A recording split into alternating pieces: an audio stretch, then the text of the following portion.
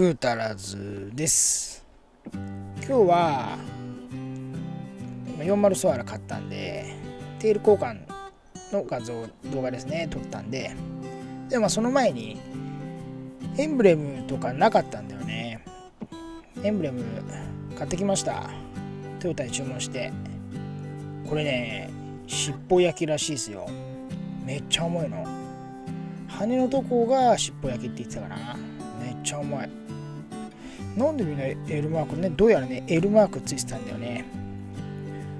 後ろもね L マークだったんだけど、すぐね T マークにしちゃった。なんでみんな Lマークしたがるかな。これグリルは純正なのでね、すぐつきます。ペッてつきました。実はこの40ソアラね、これトムスって書いてるのを気づいた人いると思うんですけど、スーパーチャージャーです。スーパーチャージャーだけじゃなくて、実はねエアロ以外フルトムスなんですよ。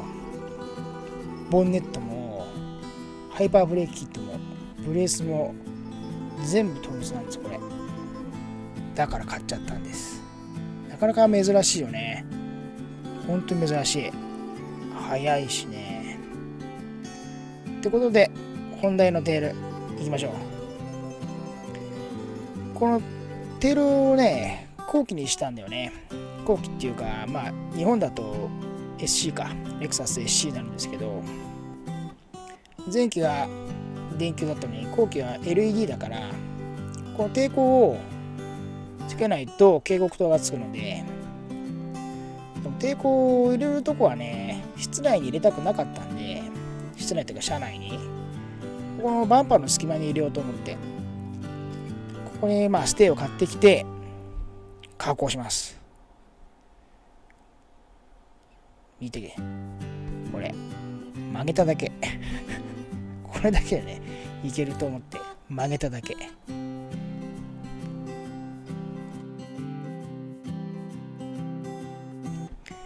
で抵抗みんなね、なんていうのかな、両面テープでつけてたりする人もいるけど、抵抗ってものすごい熱持つんで、たまにこの樹脂とかなんか溶ける時もあるんだよね。なのでね、両面テープやめた方がいいです。しっかりビスで留めて、で極力こうなんていうのかな、布に当たらないとこを選んでます。俺は極力ボディに接着させるか、ボディっていうか金属面に接着させるとか、あと中空で止めるように、中空でこうね冷やすように、2個並んですよね。これね、うまい具合にちょうどよく2個並んで、これ隙間に入れてあげればいいと思います。ほら2個並んでね、このままここにスッと入って成功。隙間作戦成功だから。であとはね、位置を確認してあげて、このテール本体がなんていうのかな、当たる部分があるので、そこをかわすようにつけてあげます。でね、もうねテックスで打っちゃう。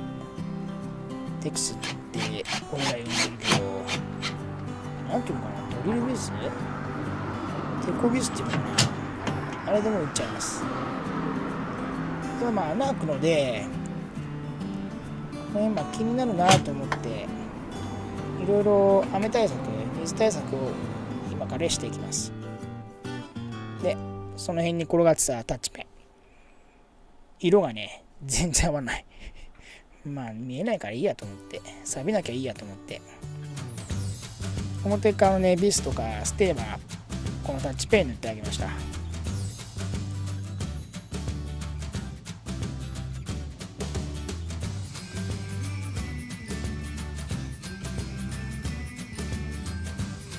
でまたさらに水対策っていうことで、どうしてもあそこ車内に水が入りそうだったんで、周りをコーキングしてあげます。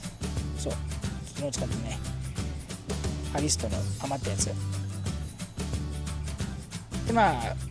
紹介した通り、例によってマスキングしっかりとしてください。すれば充填も、ね、楽にできますから。ちょっとまだねタッチペン乾いてないの。それでもやっちゃうっていうね。待ってらんないんだよね俺。結構塗装待ってらんない。綺麗に塗れてもね触っちゃったりしちゃう。そういう人いるよね。それぐらいだ。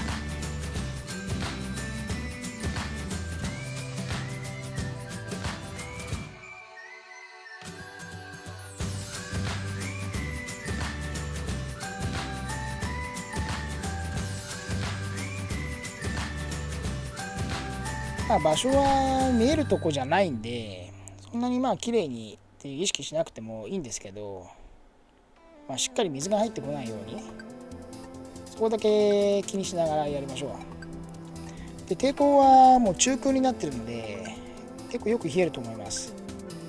で配線処理もしっかりしてあげて、それでなんていうのかな、配線むき出しだとやっぱり良くないので、むき出しの場合はちゃんとビニールテープで巻くとか、チューブをまた巻いてあげるとか、配線処理はしっかりしてあげましょう。車は燃えますから。結構ね車燃えそうな車あるんだよね。ミーティングとか行ってると線がすごいことになっててね。そう、ここで充填忘れずに。道具持ってくるのめんどくさかったからね、指でやっちゃった。指充填、これ意外と効きますから。意外と余計なねコーキング取れてね、いい感じになるんですよ、これ指充填。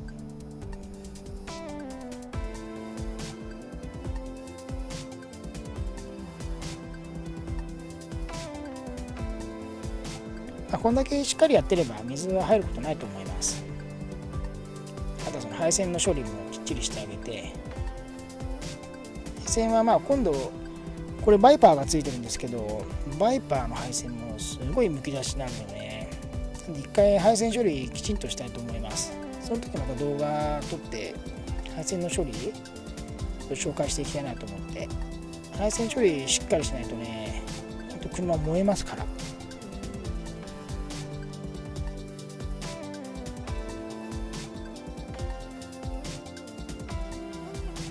でね、仕上がってるんだけど、タッチペンの色が全然違うんだよね。